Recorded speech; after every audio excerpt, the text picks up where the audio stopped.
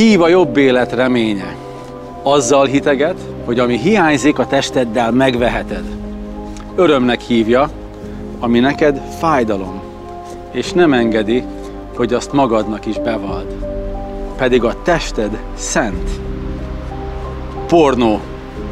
Bármelyikünkkel megtörténhet, de van remény, és van segítség.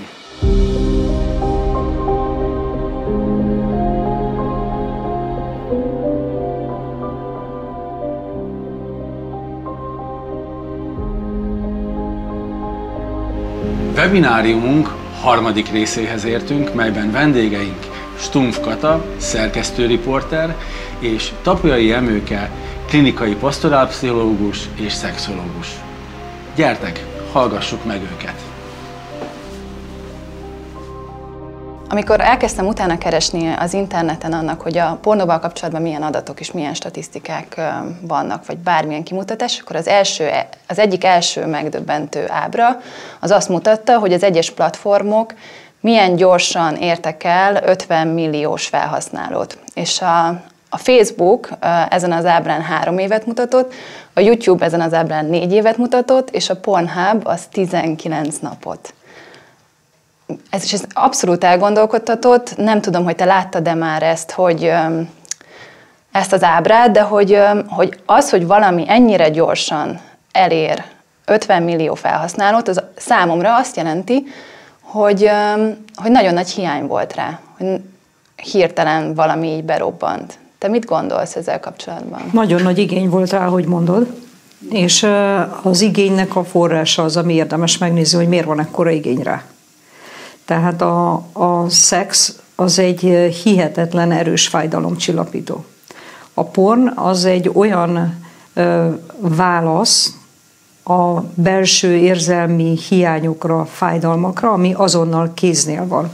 Tehát ugye a legnagyobb erőssége a pornónak az az, hogy névtelen, teljesen anonim, bárki bárhol rákattinthat, és nem kell, hogy bárki tudjon róla, és teljesen ingyenesen, legtöbbje ingyenesen, könnyen elérhető. Tehát azonnal jelen van, és anonim marad, tehát nem kell felvállalnom, hogy én ehhez folyamodtam, erre szükségem volt.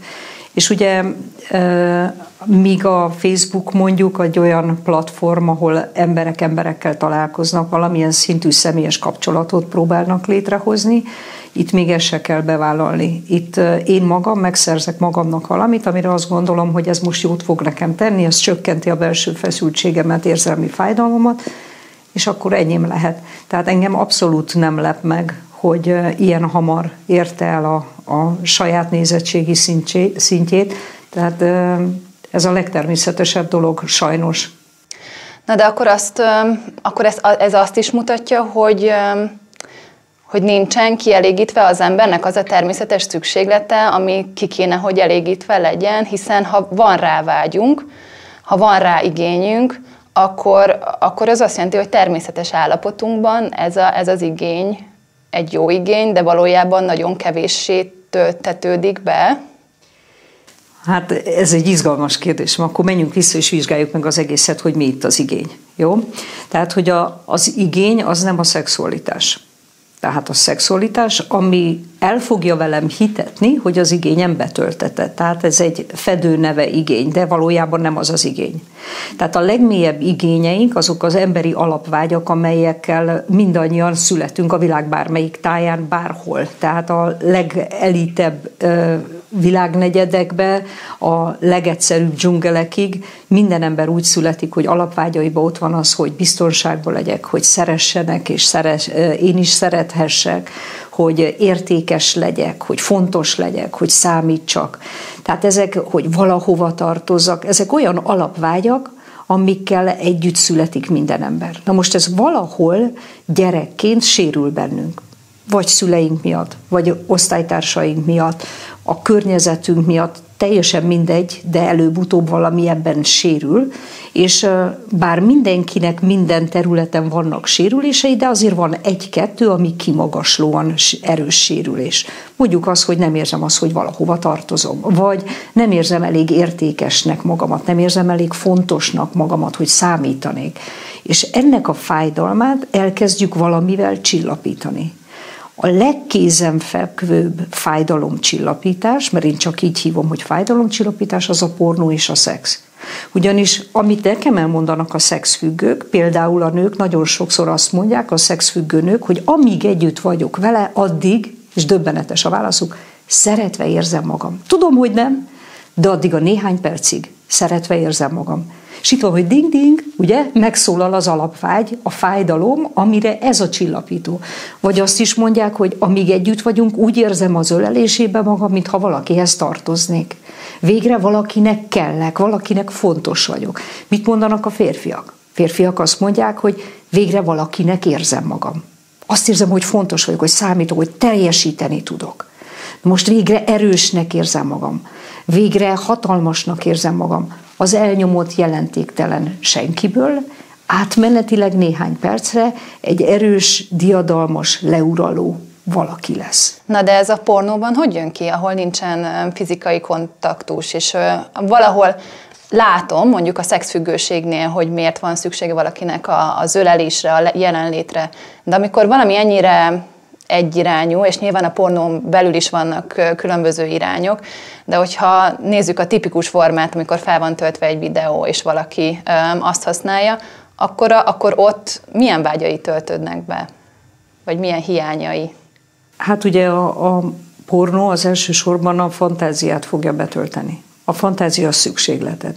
És a pornó soha nem önmagában van, tehát nincs olyan pornónéző, aki végignézi a pornót, utána kikapcsolja a gépet, és azt mondja, na jó, van, megyek, kitakarítok, vagy megyek, megfőzöm a vacsorát. Oké, befejezem a munkát, amit félbehagytam. Nem, utána mindig jön, sőt nem utána, hanem általában már közben mindig jön az önkielégítés. Tehát ez a kettő együtt jelenik meg.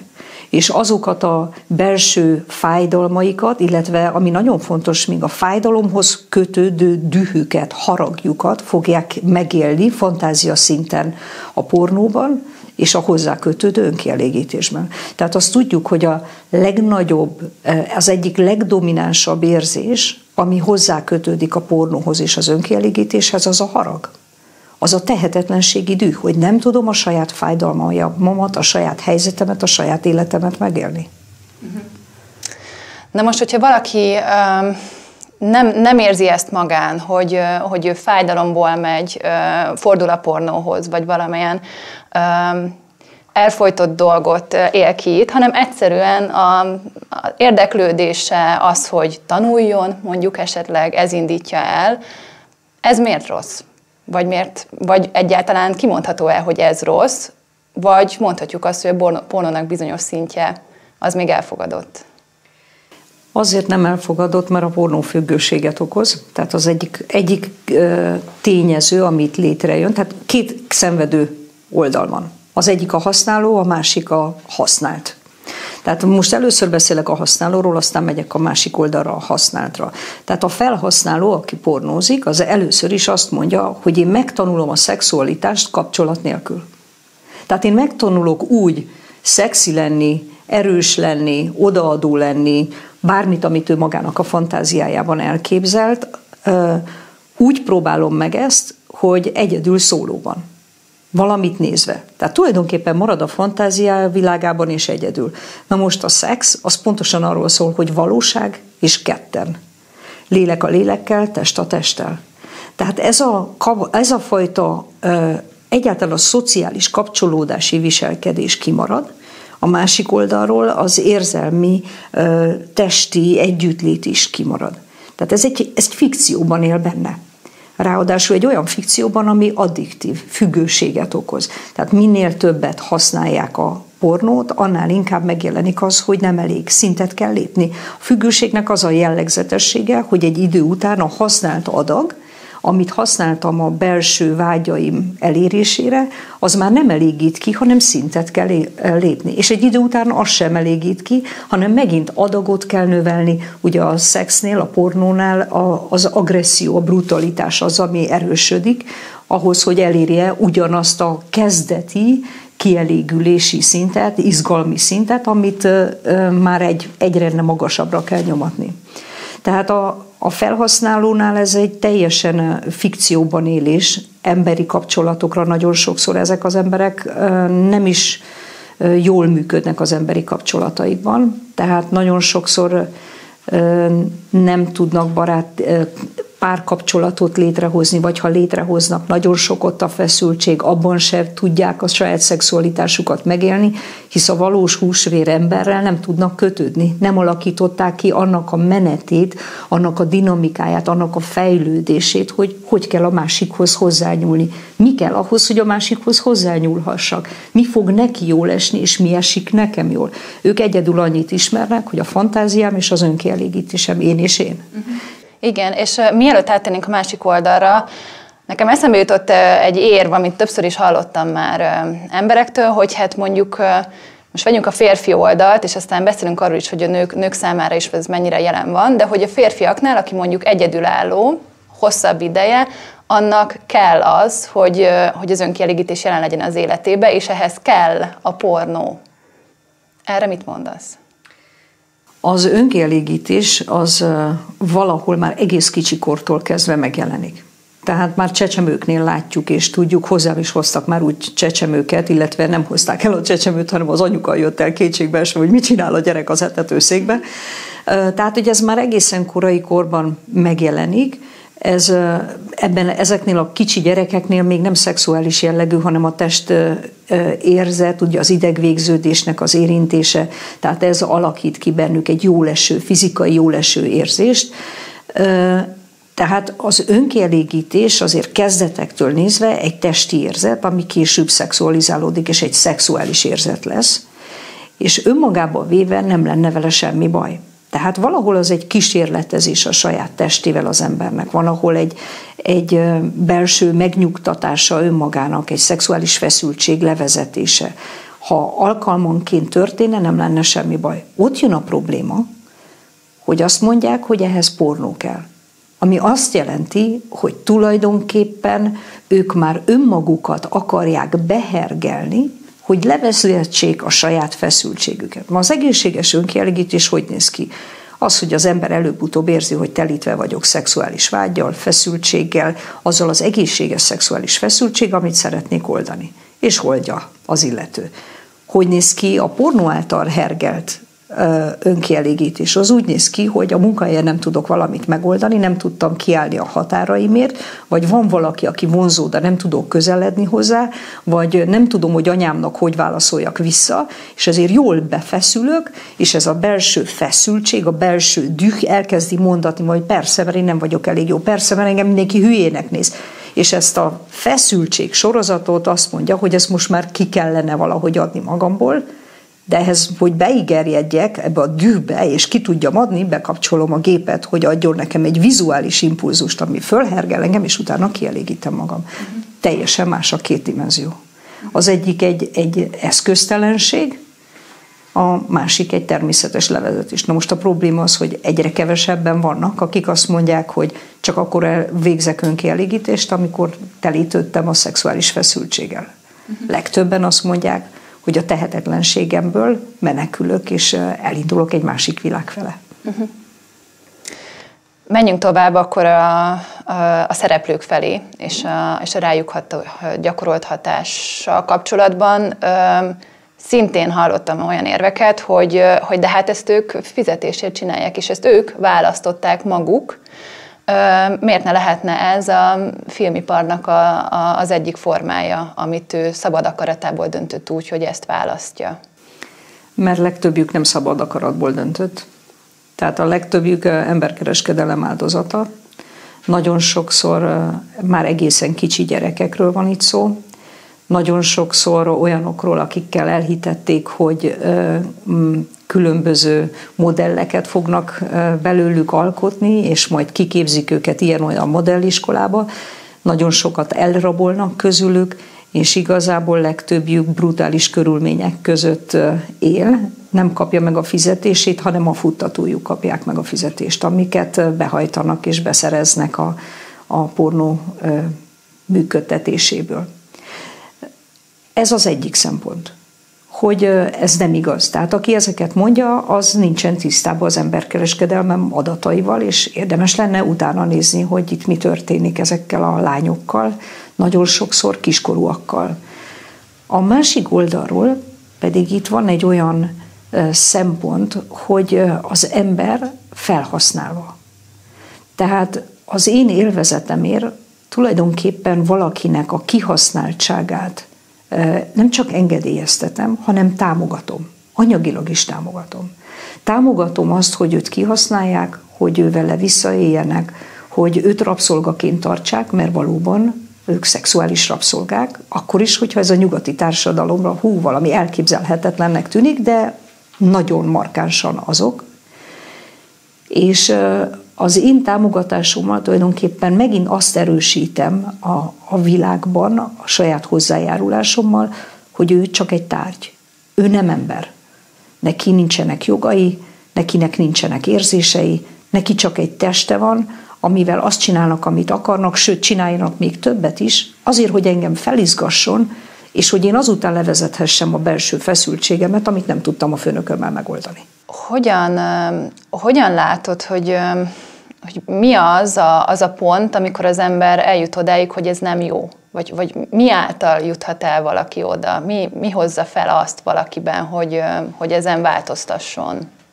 Mármint a pornon? Igen. Az első kattintás előtt. Én mindenkinek azt mondom, hogy ha még nem kattintott, ne kattintson. Ha pedig kattintott, akkor, és most néz minket, akkor azt tanácsolom neki, hogy ne kattintsa a következőt. Azt fogja észrevenni, hogy egy hihetetlen küzdelemnek néz elébe, hogyha ezt eldönti. Ugyanis ez már egy olyan erős függőség a pornó, ami teljesen módosítja az idegrendszerünket, módosítja a szexualitáshoz fűződő asszociációinkat, módosítja a testképünket, az önarcképünket, módosítja a kapcsolati képünket, és módosítja a másik nemről alkotott véleményünk. Ugye most legtöbbször a legnagyobb pornhasználók azok a férfiak, de módosítja a képüket a nőről. Tehát ha bárkinek az a kérdés, hogy mikor hagyjam abba, akkor azt mondom, hogy most. Mondasz egy pár jelet ezekre? Az, hogy igen, módosítja a gondolkodásunkat, módosítja azt, ahogyan nézünk a nőkre, de hogyan például? Csak hogy az ember úgy észrevegye magát, hogyha azt mondja, hogy ja, de én még nem vagyok függő. Hát ha már kétszer kattintott, akkor már függő. És ha harmadszor kattintott, akkor már teljes mértékben függő. Tehát a függőség az úgy alakul ki, és most vegyük az alkohollal a példát, mert az talán könnyebben megérthető, és kevesebb ellenállást vált ki azokból, akik esetleg pornófüggőséggel küzdenek. Ugye az úgy néz ki, mondjuk egy történetet, hogy hívjuk Johnnynak a srácunkat. Johnny bemegy a buliba a hétvégén, és azt mondja, hogy fú, úgy megpróbálnám magamat, de nagyon-nagyon izgul, még nem volt ilyen helyen, és teljesen fiatalon elindul az első nagy buliára, látja ott a lányokat, egyik jobb, mint a másik, megközelíteni, de érzi, hogy ez nekem nem megy, én azért nem vagyok olyan tapasztalt, nyomika vagyok, mondja magának a negatív monológiait, míg valamelyik haverja megkínálja, és azt mondja, igyél már egyet. És iszik egyet, és úgy egy kicsit fölszabadul, nem is szorong annyira, megmeri szólítani a lányokat, elmegy, és de jó este volt. Következő héten megint eljön, és megint ugyanígy indul az egész, megint megkínálják, megint iszik, megint látja, hogy mi történik, megint megmeri szólítani a lányokat, és leesik neki, hogy hoppá, másodszor ittam, és mindkét alkalommal feloldott, míg amikor nem ittam, addig jobban szorongtam. Harmadik alkalommal, harmadik hétvégén jön a buliba, és azt mondja, hogy adjatok egyet inni, mert van itt egy jó nő, akit meg akarok szólítani. És itt már elindult a függőség. Mert már tudatosan nyúl a szer után, Azért, hogy a belső szorongását oltsa. Ugyanígy van a pornóval is. Tehát innentől kezdve, amikor egy szorongás, egy feszültséglevezetéshez nekem egy külső eszköz kell, akkor már függőségben vagyok. Különösen akkor, amikor tudom, hogy ez meg fogja oldani. Az az érdekes, hogy a függőség közepében a tagadás áll. Két dolog áll. A tagadás, és ugye itt ez jelenik meg, hogy én nem vagyok függő. Ha már kétszer kattintottál, akkor már igen. Ott áll a tagadás, ami azt mondja, hogy én nem vagyok az, mert a tagadás gyökere, ami legmélyebben áll, az a szégyen. Mert valahol az ember érzi azt, hogy ez így nem jó.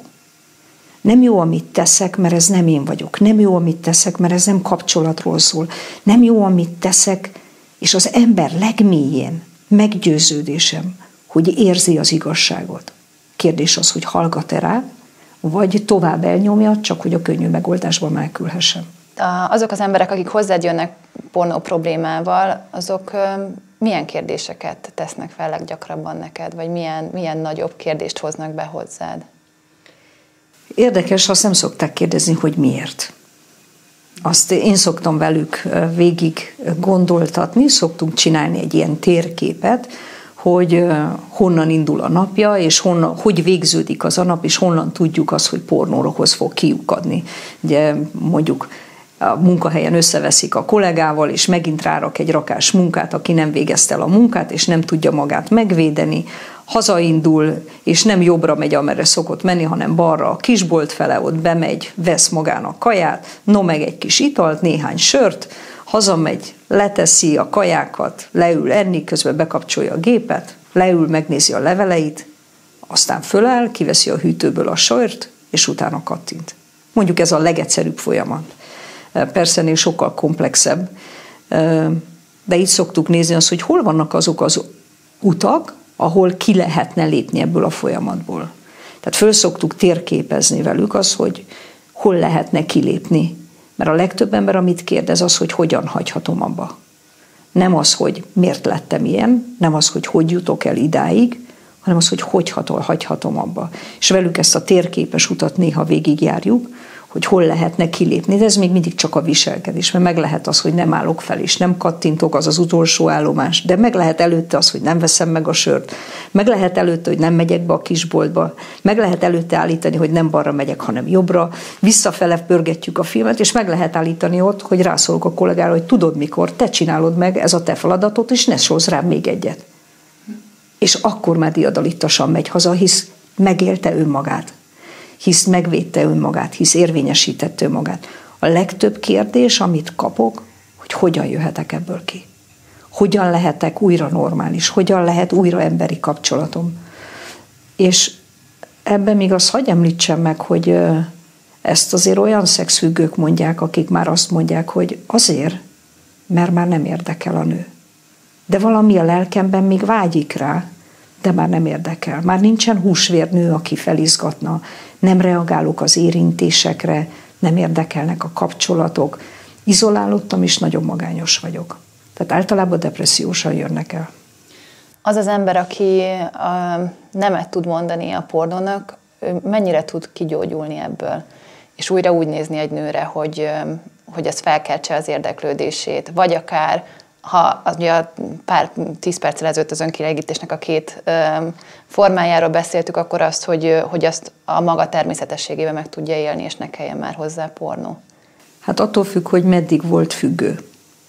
Attól függ, hogy meddig és milyen mértékben, és milyen gyakorisággal, és milyen fajta pornóval élt. De mindenképpen ez évek munkája. Tehát azt gondolom, hogy az első 2 év az életében az kőkemény, fájdalmas munka. Tehát az egy nagyon-nagyon nehéz, folyamatos feszültség, amiben újra és újra próbál megküzdeni az ellenállással és a vággyal, újra és újra próbálja magában megtalálni azokat az erősségeket, amire építhet, hogy emberi kapcsolatokat építsen ki. És ebben főleg az a nehéz, hogy az emberi kapcsolatokban a pornófüggők általában elakadtak. Tehát nem fejlődnek a saját kapcsolati képességeikbe. Tehát a pornófüggőknek nem csak azt kell elhagyni, hogy most akkor többet nem pornózok, hanem fel kell építeni az önarcképét, a másik nemről alkotott képét teljesen át kell írni, és a kapcsolati készségeit. Nem csak készségek, mert ez nem olyan, hogy megtanítom, hogy hogyan kell szépen mosolyogni, meg kihúzni magadat, hanem hogy kell valakire odafigyelni, megmutatni magamat, sebezhetővé válni, illetve hogy kell a másik sebezhetőségére odafigyelni, és rá emberként válaszolni. Tehát ezek olyan belső készségek, olyan kemény munkák, hogy minden tiszteletem azoké, akik ebből kijöttek. Nagyon-nagyon kemény munka, az első 2 év a legnehezebb, és utána azért sokszor beszámolnak, hogy hát 5-10 év múlva is még vannak bevillanások, amikor már a házastársukkal együtt vannak, hogy bevillanások a régi pornóból, és nagyon küzdelmes, fájdalmas ez az út nekik. Mi a helyzet azzal az esettel, amiből én szintén sokat hallottam, hogy a pár hozza be a párkapcsolatukba a pornót, és teljesen természetes az, hogy egy megelőző folyamat az, hogy közösen pornót néznek, és akkor utána tudnak szexuális életet élni. Sokan hiszik azt, ez egy mitosz, hogy ez majd mennyire fellendíti a házasságukat. Ez olyan, mint amikor telenyomjuk a levest vegetával, hogy legyen valamilyen íze. De tartalma nincsen. Tehát van egy vegeta oldatunk, ami átmenetileg kielégíti az ízlelést, de hosszú távon utána csak próbáljuk oldani a feszültségét azzal, hogy még több vizet iszunk, és érezzük azt, hogy marha éhesek vagyunk, bár a víz már feszít. Ezeknek a pároknak valahol van egy belső küzdelme, amivel nem néznek szembe, mégpedig az, hogy szeretnének közelebb kerülni egymáshoz. Tehát ők többnyire nincsenek azzal tisztában, hogy az egy vagány dolog, hogy most együtt megnéznek egy filmet, legalábbis, hogy ők úgy gondolják, hogy megnéznek együtt egy pornófilmet, hogy mennyire vagányak és őszinték vagyunk, mert mi ezt egymásnak megengedjük. Ez a kezdeti izgalomban különben ugye akkor nem önkielégítés lesz, hanem egymás kielégítése, de amit nem vesznek észre, hogy ahhoz nincsen bátorságuk, hogy egymással bénázgassanak. Igazi nagy bátorság nem az, hogy nem önkielégítek, hanem veled kielégítek egy filmen, hanem az igazi bátorság ahhoz kellene, hogy valamire vágyok, azt elmondom neked, és te ezen nem megalázol, nem kinevetsz, nem megvetsz, hanem együttműködően kísérletezgetünk. És ráadásul te is, meg én is egy néha talán szerencsétlenkedünk, mire ezt együtt jól éljük meg. Ezek azok a szexuális sebezhetőségek, a vágyaink megmutatása, felvállalása és a másik vágyaira való odafigyelés, amiket helyettesít a pornó. Ott ugyanis nem kell sebezhetővé válni. Ők csinálják. Mi meg csak begerjedtünk és kielégítjük egymást. Ugyanúgy, mint mindig csináltuk, eddig is, tehát nem változik különösebben a szexuális élet. Illetve amivel változik, az az, hogy eltávolodunk magunktól és kint kezdünk megélni. És járnak hozzám olyan párok, akik elmondják azt, hogy már idegesíti a másik őket, mert nem olyan jó, mint amit láttunk. Hát nem tudja teljesíteni a másik azt, amit a pornósztár teljesített. Egy ilyen esetben, amikor párokról van szó, akkor más a kijövetelnek az útja, mint egyéni esetekben? Az, hogy hogyan tudnak ebből gyógyulni? Hát, hogyha mind a ketten benne vannak, hogy ebből ki akarnak jönni, annyi a különbség, ami segít, hogy van tehát hogy egymásnak támogatói. Tehát egymásnak egy támogató csapata. Különben azoknak, akik ki akarnak jönni a pornóból, azoknak ajánlanám is, hogy kell, hogy legyen támogatókörük. Valaki, aki ugye angolul úgy hívja, hogy accountability partner, tehát hogy az elszámoltató partner, aki azt mondja neki, hogy figyelj, voltál pornózni? Csináltad? Ne csináld, mert fenékbe rúglak.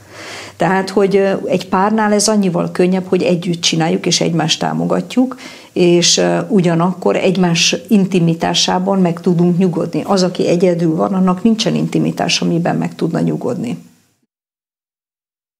A nőkről keveset beszélünk a pornó kapcsán, vagy állandóan, ha ez feljön, szerintem egy férfit képzelünk el, aki elindult egy rossz úton, de azért a nőkről is beszéljünk. Mi most a tendencia, mennyire van jelen a nőknek az életében a pornó? Te mit tapasztalsz? Úgy tudom, hogy több mint 31-32% a nőknek pornózik, ami ami felfele tendál, tehát egyre többen pornóznak, ami tulajdonképpen azt mutatja, hogy a nők is kezdenek eltávolodni a saját érzelmi világuktól, és ők is kezdenek nem kapcsolati szinten próbálni megoldani az életüket és az életük vágyait, hanem belemenekülnek a magányos pornóba. Tulajdonképpen a magányos szexbe szólóznak ők is. Tehát a női pornófüggés is önkielégítésben végződik, ami megint azt jelenti, hogy eltávolodtam az érzelmeimtől, a kapcsolatépítéstől, ami azért fájdalmas, mert a nő sokkal erősebben kapcsolatközpontú, mint a férfi. Tehát a nőnek az életének az egyik legerősebb személyiségének az egyik legerősebb vonása az, hogy kapcsolatközpontú. És mondható, hogy emiatt talán rombolóbb egy nőre nézve a pornó, mint egy férfira, vagy lehet ilyen különbséget tenni? Nekem az ember, tehát akár férfi, akár nő romboló. Mindenféleképpen drámának tartom, hisz valamitől megfosztja az embert, és ez elsősorban önmagától fosztja meg. A szégyen, amit mondtam, hogy az egésznek a közepében van, az a szégyen, az egy nagyon-nagyon mély fájdalom. Tehát az nem egy bűntudat, hogy valami rosszat tettem, mert azt az ember megbánja és megbocsátást elfogadja érte. De a szégyen az valami olyan, mint egy vezérfonal, ami átszövi az egész identitásomnak a szövetét. Minden oldalra körbe jár, és mindenemmel elhiteti azt, hogy én selejt vagyok. Pornózni és pornóval önkielégíteni, ugye ez a kettő együtt jár, ez folyamatosan azt mondja, selejt vagyok, mert lám kapcsolatképtelen vagyok, hisz egyedül oldom meg magamnak a vágyaimat, a szükségleteimet nem tudom megtalálni, csak fájdalomcsillapítással élek. Ez a szégyen, ez emberölő, ez lélekgyilkos, ez identitásgyilkos. Nincsen olyan, hogy férfire vagy nőre, egyformán, dráma. Na most nézve azokat az adatokat, amik mondjuk a pornóról vannak, ha már csak itt mondod, hogy a nőknek a száma is felfele tendál, az, hogy a különböző pornó oldalaknak mekkora a nézettsége, én így próbáltam azon gondolkozni, hogy ennek hogyan lehet vége, vagy hogyan mehet ez majd lefele, és a vége az volt bennem, hogy amíg van kereslet, addig lesz kínálat, amíg van kínálat, addig lesz kereslet. Te mit látsz arra, hogy hogyan lehet ezt a világban enyhíteni, csökkenteni? Hát több oldalról. Tehát nem gondolom, hogy csak egyféle megoldás van, és az én kreativitásom véges, de az emberi kreativitás azonban végtelen, úgyhogy minél több ember kezd ezen gondolkodni, hogy mit lehetne tenni ellene, annál nagyobb lesz a megoldási lehetőségek tárháza. Én biztos, hogy egyik oldalról én ezeket erősen bojkottálnám. Tehát tiltás alá hoznám, hisz ez a szexuális kizsákmányolás, szexuális rabszolgaság, emberkereskedelemnek az alappillére, hogy ezt el lehet adni. Tehát ha ezeket nem lehetne eladni, akkor nagyon sok lány élhetne. Akkor nagyon sok lányt nem rabolnának el, akkor nagyon sok lány nem lenne rabszolgaságban, akkor nagyon sok lány nem lenne öngyilkos, vagy nem gyilkolnák meg a tartóik őket. Tehát ha annyira oda tudnánk erre figyelni, mint ahogy egy csomó más dologra odafigyelünk, akár az, hogy hogyan tartják az állatokat a gazdáik, hihetetlen eredményeket el lehetett ezeken a területeken érni, mégis az ember a nőre nem figyelünk úgy oda. Tehát, hogyha ez ellen elkezdenénk fellázadni, közösen, összefogva, és azt mondani, hogy ezek a lányok valamikor kislányok voltak, valamikor topogószipő és pörgőszoknya volt az álmuk, nem pedig egy szexuális kihasználtság, bántalmazás, szexualitás által ugye terjedő betegségek, nem öngyilkosság vagy gyilkosság volt az vágyuk. Tehát egyik oldalról jogilag kéne megtámadni ezt, mindenképpen. De a másik, ami az egyént illeti, valahol elindulni abba az irányba, hogy minél több bátorítást kapjon az a dimenzió, hogy emberként tudjunk újra találkozni. Valahol többet kéne foglalkoznunk azzal az iránnyal, hogy hogyan lehet kapcsolódni. Tehát a mai világban, amikor már tényleg ma-holnap már a tejutat fogjuk bársonyszőnyeggel leborítani, mert annyira mindenképesek vagyunk, akkor ebben a lehetőségek tárházában az ember egyre magányosabb. Ez a magány melegágya a pornónak és a szexuális függőségnek. Annak, aki szeretne egy kiutat találni a pornófüggőségből, és most néz minket, mi az első lépés, amit tud tenni? A legnehezebb dolog bevallani az igazságot. Vallja be az igazságot. Nézzen a tükörbe, és mondja azt magának, hogy függök, és egyedül erre képtelen vagyok ebből kijönni. Ez a leges-leges legfontosabb. Aki már bevallja magának az igazságot, azzal már félig elindult az úton. Az az első lépés. És utána mindenképpen kérjen segítséget. Kérjen segítséget szakembertől, vagy kérjen segítséget barátoktól, akikben bízhat, hogy nem megvetik, vagy kigúnyolják, hanem akikben bízhat, hogy mellé állnak, és azt mondják, hogy figyelj, támogatunk benne. Nem szabad feláldozni az identitásunkat egy átmeneti fájdalomcsillapítóért. Nem csak az identitásunkat, hanem a kapcsolódásainkat sem szabad feláldozni egy átmeneti fájdalomcsillapítóért. Az élet sokkal több ennél. És mindaz a fájdalom, amire megoldást ad látszólag a pornó, mindaz megoldható, hisz az ember szerethető. Megtapasztalható egy egészséges ember, aki kijön a pornóból, és ezek most tényleg olyanokról beszélek, akik nem csak a pornóból, hanem különböző szexfüggőségekből jöttek ki. Ők elmondják évekkel később, hogy érzem, hogy szeretve vagyok. Vagy igen, érzem, hogy valahol erős vagyok, hisz olyan dolgokkal küzdöttem meg, és abból jöttem ki, ami másoknak nem sikerül. Értékesnek érzem magam, fontosnak érzem magam. Most már látom, hogy legalább magam szemében számítok, de sokszor elmondják, hogy egészséges párkapcsolatokban élik ugyanezeket meg, hogy van valaki, akihez tartoznak. Alapvágyaink betölthetőek, nem 100%-ig, senkinek nem 100%-ig, de meg tudunk küzdeni azzal, ami hiányzik. Ha valaki szeretne kijönni, bátorítom, hogy tegye meg, mert élni csak úgy érdemes, hogy bele tudok nézni a tükörbe, és azt tudom mondani magamnak, hogy jó van lelkem, mindent megtettél magadért. És ez az a fontos dolog, amit a pornófüggőknek is el lehet érni. Érdemes elérni, mert van kiút, van remény, van holnap, van egészséges identitás, még számukra is, ha kérik. Köszönöm szépen, Emőke, a beszélgetést. Én is köszönöm. Köszönjük a figyelmet! Ez volt a Rabságból szabadságba harmadik része. Várjuk kérdéseiket az elhangzottakkal kapcsolatban az alapítvány e-mail címére. Találkozzunk egy hónap múlva is.